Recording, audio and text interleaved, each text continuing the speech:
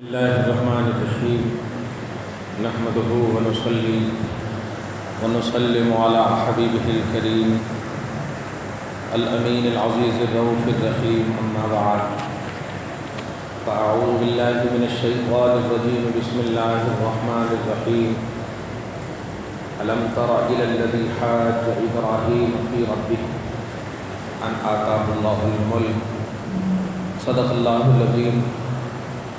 حصول برکت کے لیے درود شریف پڑھ لیجیے۔ اللہم صلی علی سیدنا و شفیعنا و حبیبنا و مولانا محمد معدن الجود والکرم وعلی آلہ الکرام وابنہ الکریم وآلہ واصحابہ وبارک وسلم صلی اللہ تعالی علیہ وسلم۔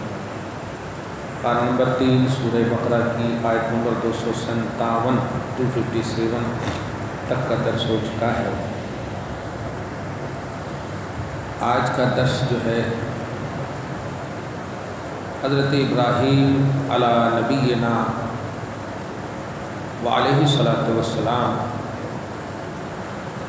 اور ان کے زمانے کا شدید بدترین کافر نمرود کے درمیان اللہ کی توحید، عظمت اور شان توحید پر ایک مناظرہ ہے۔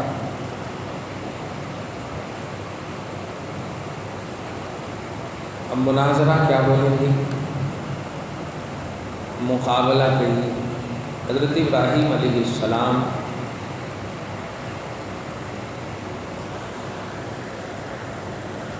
اور نمرود کے درمیان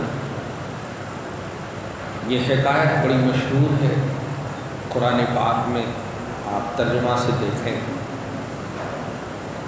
الم تر الی الذی حاج ابراہیم فی ربہ، اے حبیب مکرم کیا آپ نے نہیں دیکھا اسے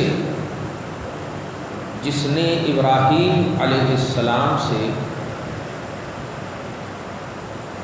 ان کے رب کے سلسلے میں حجت کیا،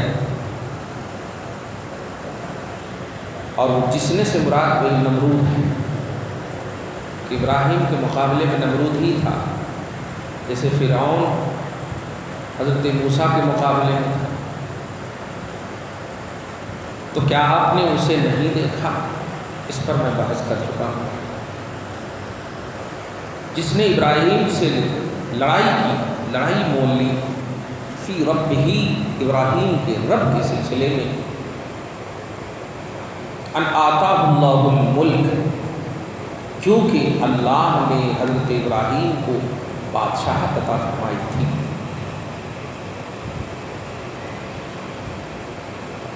یا یوں کہیے کہ نمرود کو بھی ظاہری طور پر سلطنت دیا تھا، عطا نہیں بول سکتے، دیا تھا، بادشاہ تھا، مصر کا بادشاہ فرعون، حضرت ابراہیم کے زمانے کا بادشاہ نمرود۔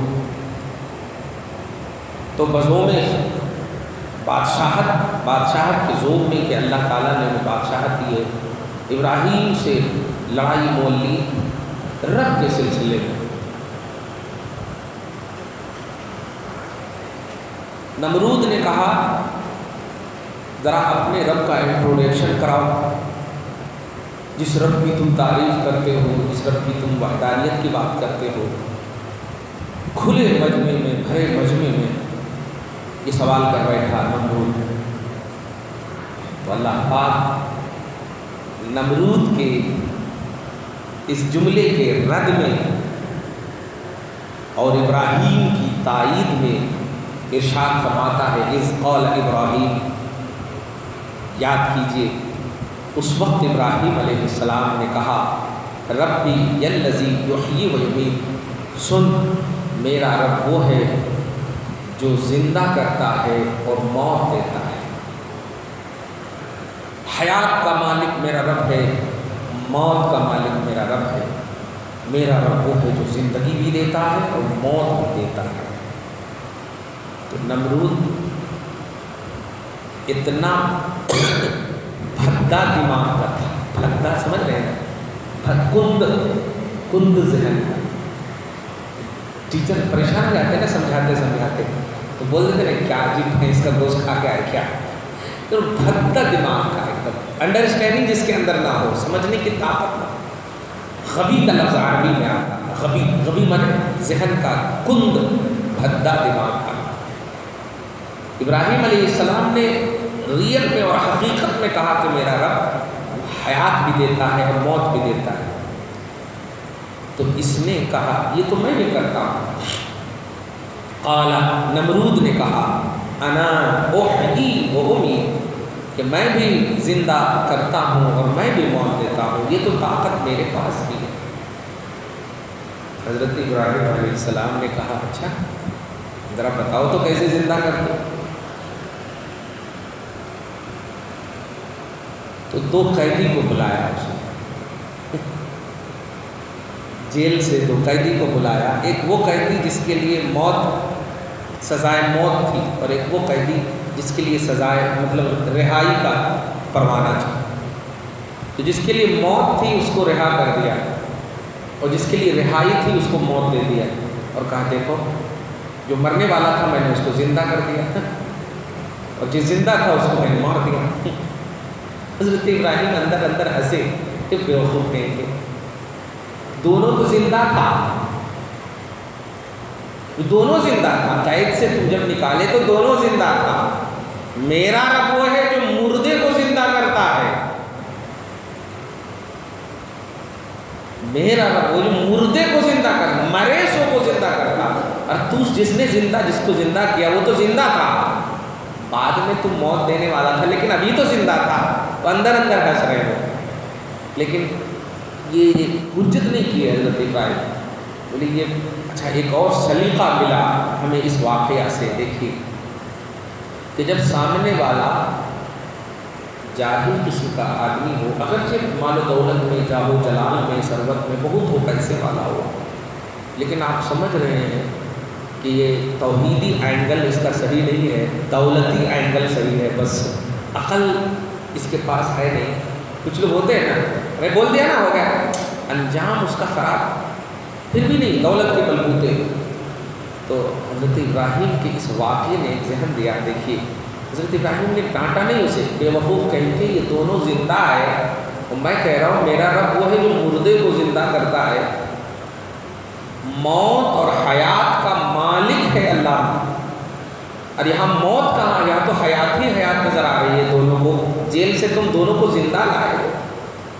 تو بول سکتے تھے حضرت ابراہیم، لیکن بولے نہیں۔ سامنے والا جب کند ذہن ہو تو بات اسی کے حساب سے کرنا چاہیے۔ یہ ایک واقعہ، اس واقعہ سے ایک عقیدہ ملا۔ کٹ دلیلی ہوتا ہے نا کہ بھائی آپ بھی کبھی کبھی نہیں یہ سمجھ رہا ہے تو آپ بول دیتے ہیں، بیوقوف کہیں گے نہیں سمجھتا نہیں، تو ایسا نہیں بولنا چاہیے، اینگل بدل دیجیے۔ ایک ٹیچر کی بھی صحیح پہچان یہی ہے کہ بچہ اگر سمجھ نہیں رہا ہے اور آپ دیکھ رہے ہیں کہ اس کے ماتھے پر شکن ہے، پسینہ ہے، تو آپ ڈانٹیے نہیں اسے، اینگل بدل دیجیے، سمجھانے کی کوشش کیجیے، دوسرا طریقہ اپنائیے، دوسرا ذریعہ اپنائیے۔ لیکن آپ اگر اسے ڈانٹ دیں گے تو یہ آپ اپنے منصب سے کھلواڑ کر رہے ہیں۔ اگر وہ سمجھتا تو پھر آپ کی ڈانٹ کو سنتا ہوگا، آپ کو اینگل بدلنا ہوگا۔ سب سے بیسٹ ٹیچر وہی ہے، سب سے بیسٹ ایکسپلینر وہی ہے جو سامنے والے بھدے سے بھدے کو سمجھا دے۔ سب سے عقل مندوں کو سمجھانا تو بہت آسان ہے، بھدے کو سمجھانا آسان نہیں ہے۔ ابراہیم علیہ السلام نے جب دیکھا غباوت ذہنی کو، ذہن کے بھدا پنی کو، کہ یہ سمجھ نہیں پایا میری دلیل کو، تو حضرت ابراہیم ایک دوسرا مطلب یہ کہ اسٹیٹس آف الوہیت، اللہ کا دوسرا انٹروڈکشن کراتے ہیں۔ ارشاد قال ابراہیم، ابراہیم کہہ پڑے فإن اللہ یأتی بالشمس من المشرق فأت بها من المغرب۔ سنو، میرا اللہ وہ ہے جو سورج کو مشرق سے نکالتا ہے۔ تو اگر اللہ ہے، تو اگر رب ہے تو مغرب سے نکال کر کے بتا دے۔ اب اس میں تو جیل ہے نہیں کہ جیل سے نکال دیں گے سورج کو۔ یہ ایسا پریکٹیکلی سوال تھا کہ اللہ تبارک و تعالیٰ ان کی منظر کو، کہ جب یہ دلیل سنا کہ میرا رب وہ ہے جو مشرق سے پورب سے نکالتا ہے پچھم میں ڈبوتا ہے. تو رب ہے اگر اپوزیشن آف گاڈ اللہ کا اپوزیشن ہے تو پھر مغرب سے نکال کر کے بتا دے اور مشرق کی طرف ڈال دے. تو فَبُهِتَ الَّذِي كَفَرَ، تو یہ نمرود جو کافر تھا مبہوت ہو گیا، مجبور ہو گیا، ان کی کمر ٹوٹ گئی. ایسا غصہ آیا کہ اب آپ کو یہ واقعہ پارہ نمبر 17 میں ملے گا کہ اب غصے میں کیا کیا نہیں کیا، آگ جلایا، یہ کیا، ایسا کرا ویسا کرا، کتنی پریشانی. لیکن یاد رکھیے جس پر تائید ربانی ہو خلق کی کوئی طاقت اس کو متزلزل نہیں کر سکتی. ہر مقابلے کو اللہ تبارک و تعالیٰ کے وہ بندے سیر کر لیتے ہیں اور سر کر لیتے ہیں، کامیابی سے گزر جاتے ہیں. فَبُهِتَ الَّذِي كَفَرَ، مبہوت ہو گئے، مغلوب ہو گئے، عاجز ہو گیا. کفر جو کافر یعنی نمرود عاجز ہو گیا، ٹوٹ گئی اس کی کمر. وَاللَّهُ لَا يَهْدِي الْقَوْمَ الظَّالِمِينَ، اور اللہ ظلم کرنے والے، حد سے بڑھنے والی قوم کو ہدایت نہیں دیتا. جب کوئی سچا اچھا آپ کے سامنے بات کرے تو اس کی بات پر دھیان دو، کاٹو مت اس کی بات کو. کاٹنا یہ ظلم ہے، دھیان دینا یہ عدل ہے. تو حضرت ابراہیم بڑی اچھی بات کہے ان کو کہ میرا رب وہ ہے جو حیات بخشتا ہے اور موت دیتا ہے. حیات بخشتا ہے، دیکھو ماں کے پیٹ سے نکالتا، اس سے پہلے کہاں تھی مثال. یہ ہے حیات بخشی کی دلیل. اور مردے کو زندہ کرتا ہے، یہ ہے حیات بخشی کی دلیل. لیکن تو نے تو زندے کو زندے کو دونوں کو مردے کا عقل سمجھا ہے. کیسا بے وقوف ہے، کیسا کم ہے. تو ایک یہ بات معلوم ہوئی کہ جب بڑے لوگ، بزرگ لوگ، عقل مند لوگ، سمجھدار لوگ بات کریں تو اس کی بات کو کاٹنا نہیں چاہیے. اس سے ایک عقیدہ یہ بھی ملا، ایک تصور یہ بھی ملا. ہم لوگ بیٹھے رہتے ہیں، ہمارے بچے ہماری وجہ سے پڑھ کے آتے ہیں اور ہمارے ہی کی پھر اصلاح کرتے ہیں. گلف سے پڑھ کر کے آتے ہیں کہ تمہارے کو نہیں معلوم جی میں پڑھا ہوں نا، میں گریجویٹ کیا ہوں، میں یہ کیا ہوں. باپ ماں کو پھر فتویٰ دینا شروع کر دیتے ہیں. ایسا نہیں کرنا. 20 سال کے ہو آپ، 40 سال کے ہیں باپ، 20 سال زمانہ بھی زیادہ دیکھا ہے انہوں نے، تجربہ بھی ان کو زیادہ ہے، عقلیں بھی زیادہ ہے. آپ سے پہلے کی دنیا انہوں نے دیکھا ہے، اس لیے کبھی بھی کاٹنا نہیں. ہاں اگر کوئی لاجیکلی طور پر صحیح نظر نہیں آ رہی تو ادب سے آپ رکھ سکتے ہو اپنی بات کہ میری عقل میں یہ بات آ رہی ہے. باقی آپ بڑے ہیں، تجربہ کار ہیں، زیادہ ہیں، سمجھدار ہیں، آپ اپنے حساب سے سمجھو. ایسا بہت زیادہ ہمارے معاشرے میں ہوتا ہے. نوجوان جو دنیاوی علوم حاصل کیے ہوئے، دینی علم والے تو خیر کبھی نہیں بولتے الحمدللہ، اور موقع ہی نہیں ایسا آتا. دنیاوی علوم والے بہت زیادہ ہوتے. نہیں میرے بیٹے ابھی آئیں گے نا تو میں یہ رشتہ طے کروں گی. اب ماں جو ہے نا بیٹے کی محتاج ہو گئی، اب باپ جو ہے بیٹے کے محتاج ہو گیا. اب انہوں آئے تو انہوں طے کرنا. واہ واہ، یہ دیکھیے. اور جب انہوں شادی کرے اور بیوی لے کر کے چلے گئے تو ہم رو لیتے بیٹھو.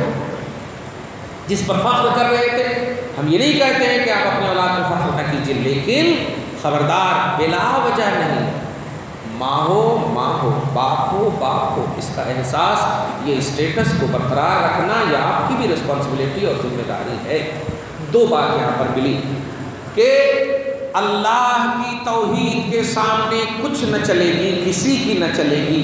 اللہ کے بندو کامیابی تمہارے ساتھ ہے اگر اللہ کی توحید اور عظمت کی مکمل تائید تمہارے پاس ہے. تو بڑے سے بڑا بادشاہ وقت نمرود زمانہ بھی تمہارے سامنے آئے گا تو ایک ظاہری طور پر کوئی سپورٹ نہ کرنے والے ایسی ذات جو ابراہیم کی نہت تنہا ذات تھی لیکن بادشاہ سے لڑ پڑے اور کامیاب ہو گئے. آج کی بھی تاریخ ہند کے حوالے سے بھی اگر توجہ ہے، آپ توحید کا دامن تھامے رہیے. نہ مودی کچھ کر سکتا آپ کا، نہ یوگی کچھ کر سکتا. کیوں؟ توحید کی یہ طاقت ہمارے سامنے ہے. الحمدللہ کہیے میرا رب وہ ہے جو موت بھی دیتا ہے، زندگی بھی بخشتا ہے. میرا رب وہ ہے جو مغرب میں ڈبوتا ہے، مشرق سے نکالتا ہے. تم اگر مسلمانی جگہوں کو کفر کے یعنی اسلام پور کو شری رام پور کر رہے ہیں تو کرو جو کرنا ہے. ارے میرا رب شری رام کے اندر بھی طاقت طاقت دے سکتا ہے کہ وہ بھی اسلام قبول کر لے۔ آپ دیکھیں رسول پاک صلی اللہ علیہ وسلم ہیں، فرماتے ہیں کہ ہر شخص کے پاس اللہ پاک ایک شیطان رکھا ہے، فَهُوَ لَهُ قَرِينٌ، وہی اس کا دوست ہے، وہی اس کا ساتھی ہے۔ ہر شخص کے پاس شیطان ہے۔ دھیان دیجیے، تو حضرت عائشہ ایک مرتبہ نبی کے سامنے ہے، تو تھوڑی سی بیوی ہونے کے منظر اور احساس کی بنیاد پر تھوڑی ناراضگی کا اظہار کرتی ہیں، تو آقا فرماتے ہیں لقد جاءک شیطانوں کے، اے عائشہ لگتا ہے تیرے پاس تیرا شیطان آ گیا ہے۔ ایسا جب جیسے بولے تو اور بولنا ہے پھر آپ سے نسبت کا مجھے فائدہ کیا ہوا؟ تو آپ نے فرمایا ہاں، ہر ایک انسان کے پاس ایک شیطان متعین ہے۔ تو حضرت عائشہ مچل کر بول پڑی وَمَعَكَ یا رسول اللہ، آپ کے ساتھ بھی ہے کیا؟ اور دلیل دیکھیں، وَمَعَكَ اور آپ کے ساتھ بھی ہے، تو آپ نے فرمایا وَمَعِي، ہاں میرے ساتھ بھی ہے۔ لیکن اس سے پہلے کہ عائشہ کچھ بولتی، آقا فرماتے فَأَعَانَنِيَ اللَّهُ حَتَّى أَسْلَمَ، لیکن اللہ نے میری مدد اتنی فرمائی ہے کہ وہ شیطان بھی میرا اسلام قبول کر لیا ہے، شیطان بھی میرا اسلام قبول کر لیا ہے۔ دیکھا ہے، میں بہت فخر سے آج کل بول رہا ہوں، اس سونو نگم یوگی پوگی اگر انسانیت تھوڑی سی بھی ہے تو آپ ایسی توحید پیش کرو انشاءاللہ کہ ان کے دل میں بھی اسلام چلا جائے گا۔ کل جوگی جاپال عبداللہ کیوں بنا؟ خواجہ غریب نواز کے سامنے جوگی جاپال تھا نا، عبداللہ کیوں بنا؟ اسلام قبول کیوں کیا؟ انہوں کچھ نہیں کرے تھے، حضرت کا کھڑاون اوپر سے مارتا ہوا نیچے لایا تھا، حضرت کچھ نہیں کرے تھے۔ کھڑاون جو ٹچ ہونے والی چیز ہے، تو توحید کی جب امانت، توحید کا دامن آپ کے پاس پختہ ہوگا تو بڑے بڑے سرکش، بڑے بڑے جوگی، بڑے بڑے پریشان کرنے والے ہندو اور کافر بھی خود سے اسلام قبول کریں گے، خود سے گھر واپس ہوں گے انشاءاللہ، خود سے گھر واپس ہوں گے انشاءاللہ۔ گھر واپسی صحیح یہی ہے، کل مولود یولد علی الفطرۃ الاسلامیہ، ہر بچہ نیچرلی طور پر اسلام پر پیدا ہوتا ہے۔ کیوں؟ آدم مسلمان ہے تو آدمی مسلمان نہیں ہوگا تو کیا ہوگا؟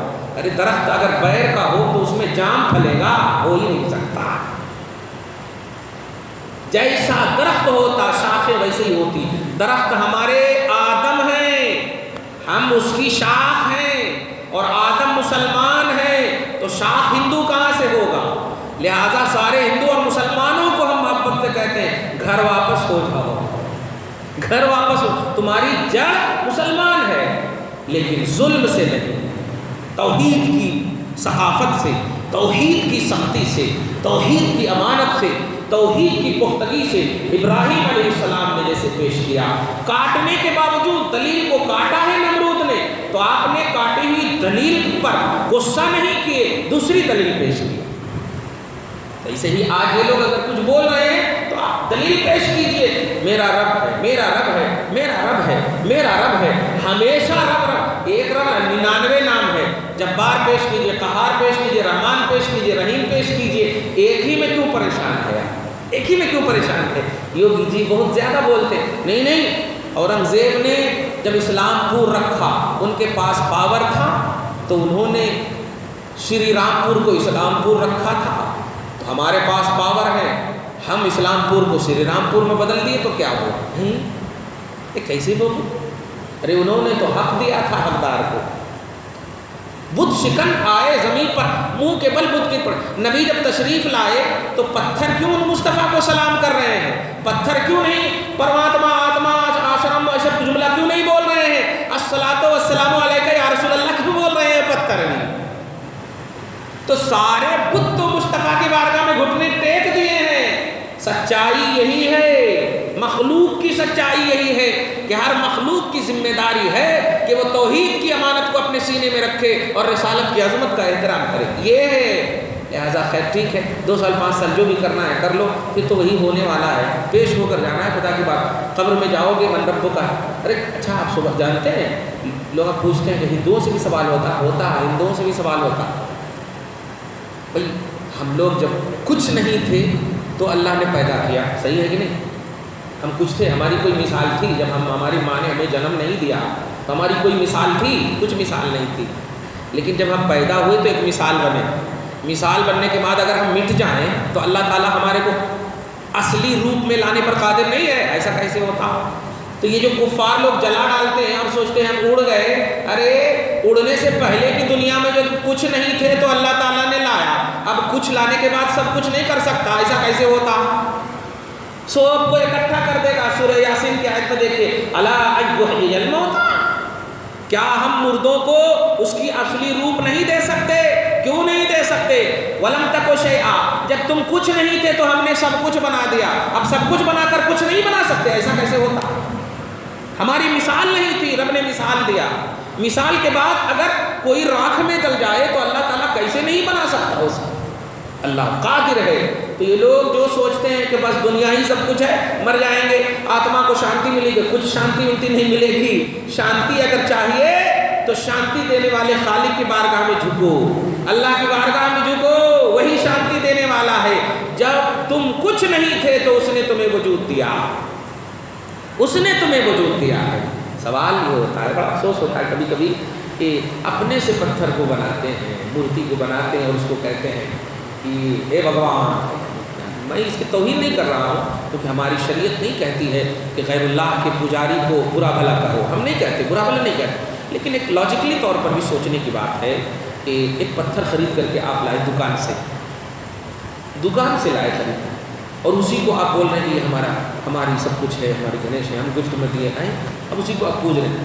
100 روپئے کا وہ مورتی آپ کو 1 لاکھ روپیہ کیسے دے سکتا ہے؟ عجیب بات ہے، جس کی خود کی قیمت 100 روپئے کی ہے، وہ دکاندار وہ 100 روپئے میں بیچ رہا، اگر اس کے اندر پاور ہوتا تو بیچتا کہیں کو، اسی سے مدد مانگتا، وہ 1 لاکھ روپیہ ویسے ہی کما لیتا۔ وہ تھوڑی سی بھی عقل دوڑانی چاہیے۔ اچھا، اس پر ایک جملہ یہ بولتے ہیں کہ مسجد بھی تو تم بنا رہے ہو، ہمارے سامنے تو خود مورتی ایک شکل ہے، مسجد میں تو کچھ بھی نہیں ہے، مسجد میں تو کچھ بھی نہیں ہے۔ اس کا بھی جواب میرے نبی نے بہت اچھی طرح دے دیا ہے کہ مسجد تو شکل عبادت ہے، عبادت کی ایک شکل ہے۔ اللہ پاک نے امت محمدیہ کے لیے پوری روئے زمین مسجد بنا دی ہے، تو یہ مسجد پر بھی اعتراض نہیں کر سکتے کہ یہاں تو کچھ بھی نہیں دکھ رہا ہے۔ ہم دکھنے والوں کی عبادت نہیں کرتے، الذین یؤمنون بالغیب، جو بے دیکھے ہیں اس کی عبادت کرتے ہیں۔ غیب، اس لیے ہم عبادت کرنے سے پہلے نیت کرتے ہیں، کوئی دکھے یا نہ دیکھے ہم اللہ کے واسطے نماز پڑھتے ہیں۔ امریکہ میں ہو تو بھی اللہ، یہاں بھی ہو تو بھی اللہ، وہاں بھی ہو، جہاں بھی ہے وہی اللہ۔ ایسا نہیں کہ یہاں ہے تو شری رام، وہاں ہے تو گنیش، وہاں ہے تو مورتا، وہاں ہے تو مورتی۔ ہمارا ایک اللہ ہے، ایک اللہ ہے۔ کیوں؟ جانتے ہیں، ارے 2 بھی گاڈ اگر مان لو گے تو آپ بتائیے 2 کو ایکول تو مان نہیں سکتے، اگر ایکول ہے تو پھر 2 کیوں مانے؟ سوال یہ، 2 کیوں مانے؟ 2 کو مان نہیں سکتے، کیوں؟ اس لیے کہ ایک چاہے گا بارش ہو اور ایک چاہے گا بارش نہ ہو، تو جھگڑا ہونا شروع ہو جائے گا۔ تو اگر ایک بھکتی آ رہا ہے بارش، دوسرا آ رہا ہے بارش نہ ہو، اب آپ بتائیے، 2 بھی نہیں مان سکتے۔ قرآن پاک نے ایک ذہن دیا، لو کان فیہم آلہۃ الا اللہ، اللہ کے سوا کوئی اور معبود اگر 2 کو بھی مان لا فسدتا، تو زمین میں فساد ہو جائے، کیونکہ ایک معبود کا ذہن الگ، دوسرے معبود کا ذہن الگ، وہ کہے گا بارش ہونا، وہ کہے گا بارش ہونا۔ پوری امت کا ایک جیسا ذہن تو ہوتا نہیں نا، کسی کے پیٹ میں درد ہے، کسی کے سر میں درد ہے، تو ہر ایک کا ذہن الگ۔ ایک معبود سے مانگو، اتنا پاور ہو ان کے پاس، اس کے پاس، کہ وہ ایک ہی وقت میں ہر ایک کی مدد کر سکتا ہے، ایک معبود کو۔ اب وہ ہے احکم الحاکمین، وہ ہے رب العالمین، وہ ہے رب العالمین۔ سمویدھان کی بات کرتے ہیں، قرآن کی بات کرتے ہیں، قرآن الحمد کے الف سے لے کے والناس کی سین تک تو ہے ہی، لیکن سب سے پہلی آیت کریمہ ترتیب کے اعتبار سے دیکھیں، الحمدللہ رب العالمین،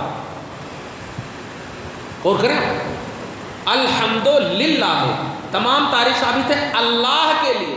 یہاں پر رام، شری رام، یہ سب جملہ نہیں کہا ہے۔ کچھ لوگ جو ہے نا، کچھ مسلمان بھی ذاکر نالائق لوگ جیسے لوگ، یہ مطلب رام اور اللہ ایک ہی ہے، تو پھر کسی بھی آیت میں کیوں نہیں کہا الحمدللہ رب العالمین؟ کیوں نہیں کہا؟ 6666 آیتیں قرآنیہ ہے کہ نہیں؟ 6666 آیتوں میں ایک جگہ بھی تو کہہ دیتا کہ رام کے لیے حمد ہے جو رب العالمین ہے، نہیں، جہاں بھی کہا اللہ کے لیے حمد ہے جو رب العالمین ہے۔ اس کا مطلب اللہ اللہ ہے، رام اللہ نہیں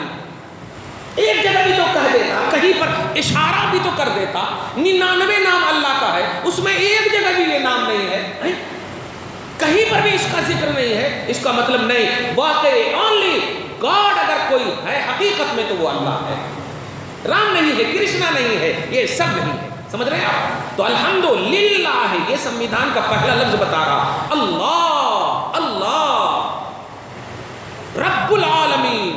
جملے پہ غور کیجئے گا، اللہ رب العالمین. اب یہ جتنے بھی جسٹس لوگ ہیں یہ قرآن رکھتے ہیں نا، پورے قرآن کی بات چھوڑیے، 3 طلاق کا مسئلہ چھوڑیے، اس آیت کریمہ کا ایکسپلین کر کے بتا دیں. رب العالمین اللہ ہے. اگر تم کہتے ہو کہ نہیں رام ایشور اللہ ہی ہے تو ٹھیک ہے، پہلے اللہ ہے یا پہلے رام ہے؟ پورے قرآن میں کہیں بھی جب رام اور شری کرشنا وغیرہ نہیں ہے اس کا مطلب اللہ پہلے ہے. تمہارے لاجک کے طور پر بھی اگر ہم مانیں کہ ایشور ایک ہی ہے، اللہ مطلب یہ کہ جس طرح ایشور رام یہ سب نام الگ الگ ہیں، تو ارے جب نام الگ الگ ہیں تو یہ سیکنڈ راؤنڈ میں اس کو بول رہے ہو نا، پہلا راؤنڈ اللہ کا ہے تو کیوں نہیں اللہ ہی کا نام جپتے ہو؟ جب اللہ اور ایشور کو رام کو تم ایک مانتے ہو تو تمہارے لاجک ہی کے حساب سے ہم بولتے ہیں کہ اللہ ہی کو جپو نا ہمیشہ، کبھی بھی اللہ نہیں لیتے نام. دھیان دیجیے، جب کہتے ایک ہی ہو تو ایک مرتبہ بھی تو بول کر کے دیکھو، جے ہند ماتا جی، ارے ایک مرتبہ بھی تو یا اللہ ایک مرتبہ بھی تو بولو جب اللہ ایشور ایک ہی ہے. دھیان دیجیے، اگر ہمارے سنویدھان اور قرآن کے حساب سے بھی اگر آپ بات کرتے ہو، وہ لوگ بولتے بھی ہیں ایشور اللہ، ایک گانا بھی نکال دیں ایشور اللہ ایک ہے، سب ایک ہیں، سکھ عیسائی وہ کھچڑا پچڑا کر کے جو بولتے ہیں. دیکھو جی سب ایک ہے تو ایک مرتبہ بھی تو ہندو کی زبان سے یا کافر کی زبان سے اللہ کا نام نکلنا چاہیے نا. جب ایک ہیں، یکساں ہیں، کامن ہیں، ایکول ہیں تو ایک مرتبہ بھی تو نکلنا چاہیے. ہم ایک نہیں مانتے اسی لیے ہم ایک مرتبہ بھی رام نہیں بولتے. تم بولتے ہو ایک ہے، تم بولتے ہو ایک ہے، تو ذاکر نائک سے بھی پوچھئے نا، کبھی بھی بولیے یا رام مدد فرما بولیے، لیکن نہیں بولتے. وہ بھی بول تو دیا ایشور اللہ سب ایک ہی ہے، یہ ہے وہ استغفر اللہ معاذ اللہ. تو کبھی بھی تم بھی تو بول کر کے دیکھو. اور کافر اور ہندوؤں سے بھی ہم پوچھتے تم بھی تو اللہ ایک مرتبہ بول کر دیکھو. نہیں بولو، نہیں بولو. کیوں؟ اللہ ایک ہے، اللہ بے نیاز ہے، اللہ کسی کا والد نہیں ہے، اللہ کسی کا بیٹا نہیں ہے، اس کا کوئی شریک نہیں ہے. یہ اللہ کی تعریف ہے، یہ رام کی تعریف نہیں. سمجھ رہے نا؟ یہ ایشور کی تعریف نہیں ہے، یہ اللہ کی تعریف ہے. دنیا کی کسی کتاب میں بھی ایشور کی یا رام کی ایسی تعریف نہیں ہے. سمجھ رہے نا؟ اللہ اللہ کی یہ تعریف ہے کہ اللہ هو اللہ احد اللہ الصمد لم یلد ولم یولد. اور یہ ہم اپنی کتاب سے نہیں، دنیا کی ہر جسٹس گاہ میں، ہر مطلب یہ کہ عدالت گاہ میں یہ کتاب رکھی رہتی ہے، ہر کتاب ہے نہیں. اور جب اللہ کا انٹروڈکشن یہ ہے تب آپ کو کہنا پڑے گا کہ جب اللہ والد نہیں ہے، اللہ والد نہیں ہے تو عیسائی لوگ ایسے ہی چھٹ جائیں. اللہ بیٹا نہیں ہے، عیسائی لوگ ایسے ہی چھٹ جائیں. اللہ کا کوئی شریک نہیں ہے تو ہری کرشنا رام یہ سب جتنے کو شریک کہہ رہے ہیں ایسے ہی چھٹ جائیں. اور قرآن میں جب اس کا انٹروڈکشن ہے تو اس کو مسلمان کو آپ مطلب یہ کہ مسلمان کو ٹارگٹ مت بناؤ، اسلام کو اگر بنانا ہے تو ٹارگٹ بناؤ. ایک سورہ اخلاص کا جواب ایکسپلین کر دیں جتنے بھی لوگ آج 3 طلاق پر بیٹھے ہوئے. ایک الحمدللہ رب العالمین کا ایکسپلین کر دیں، نہیں کر سکتے. ایک بھی جگہ قرآن پاک میں اللہ کے جو نام ہے ان میں سے کہیں پر بھی نہ تو دیوی دیوتا نہ تو ماتا وغیرہ کا نہ کچھ بھی نہیں. اللہ تعالیٰ عورت کیسے ہوتا ہے؟ اللہ ماتا کا لفظ تو عورت کو بتاتا ہے نا بھائی، عورت کا، اور یہ اس کو پوجا جاتا ہے تو معبود اس کا مطلب تمہارے نزدیک عورت کا بھی پہلو ہوا. عبادت کے لائق عورت بھی ہے تو پھر اس کا شوہر کون ہے؟ اب اس کا شوہر کون ہے؟ ابھی بھارت کو اگر ماتا مانے تو یہ بھارت کا باپا کون ہے بھئی؟ یہ اگر ماتا ہے تو اس کا باپ کون ہے؟ کیونکہ ماں کا تصور تو بغیر باپ کے ہو نہیں سکتا، ماں کا تصور بغیر باپ کے ہو نہیں سکتا. تو یہ کون ہے؟ اس کو ہنسنے کی بات نہیں، اس کو اب لاجکلی طور پر بھی آپ سمجھائیں لوگوں کو. بھارت کو محبوب بولو، بھارت کو وطن حبیب بولو، بھارت کو وطن عزیز بولو، بھارت کو ہم اپنی جان قربان کرنے والی جگہ بولو، سب بول سکتے ہیں. یہ ماتا کا درجہ کیسے دے سکتے اس کو؟ ارے ماتا کا مطلب باپ کے بغیر ہو ہی نہیں سکتی یہ ماں، ہو ہی نہیں سکتی یہ ماں. اور ماتا اگر معبود مانتے ہو تو ماتا کو معبود مانتے ہو تو مؤنث ہے، اور مؤنث کا وجود یعنی عورت کا وجود مرد کے بغیر ہو ہی نہیں سکتا. تو مذکر کا پھر وجود مانا. اب جیسے دن، جب رات کا تصور ہے تب نہ دن ہے. دن کب بولتے ہیں آپ؟ جب رات ہے تب. اگر صرف دن ہی دن رہتا تو رات کا خیال ہی نہیں ہوتا. صرف رات ہی رات رہتی تو دن کا خیال نہیں، اپوزٹ چیز ہوتی. تو ایسے ماتا کا تصور بغیر باپ کے ہو نہیں سکتا، باپ کا تصور بغیر ماں کے ہو نہیں سکتا. تو اب بھارت ماتا اگر بولیں گے تو بھارت باپ بھی تو ہونا چاہیے نہیں. تو کہنا یہ کہ لاجکلی طور پر سینس کے اعتبار سے بھی محبت سے آپ سمجھائیے. حضرت ابراہیم غصائے نہیں، حالانکہ بھدا ذہن تھا نمرود. بھدا ذہن ہونے کے بعد ڈانٹ دیتے تو اللہ تعالیٰ بھی ان کی ڈانٹ کو قبول کر لیتا، لیکن ڈانٹے بھی نہیں. اللہ پاک کے اس نبی نے توحید کو سمجھانے کے لیے دوسری راہ لی. ایسے ہی آج آپ اپنے سامنے جو بھی تمہارے سامنے یہ 5 سال 2 سال کے لوگ آتے جاتے رہیں گے، قیامت تک یہ لڑائیں ہوتے رہیں گے. ارے نبی کے سامنے جب ڈائریکٹ ابو جہل تھا، نبی جو آپ کے ایمان ہے ان کے سامنے جب دشمنات تھے تو آپ تو غلام ہیں. آپ ایسا کیسے سوچ سکتے ہیں کہ آپ کے سامنے دشمن نہیں ہوں گے؟ جن کے پاس پاورفل ہے، جو پاورفل ہیں، جن کے اوپر ڈائریکٹ اللہ کی مدد ہوتی، ان کے سامنے جب دشمنات تھے دین کے تو تمہارے اوپر تو انڈائریکٹ مدد ہو رہی ہے. ڈائریکٹ مدد ہو نہیں، انڈائریکٹ مدد ہو رہی ہے. تمہارے سامنے کیسے نہیں ہوگی دشمنی؟ لیکن نبیوں کا کام یہ ہوتا، خصوصاً سید الانبیاء کا کام یہ ہوتا ہے کہ مسئلے کی اہمیت کو سمجھیے، نوعیت کو سمجھیے اور اس حساب سے اس کا سلوشن پیش کیجیے.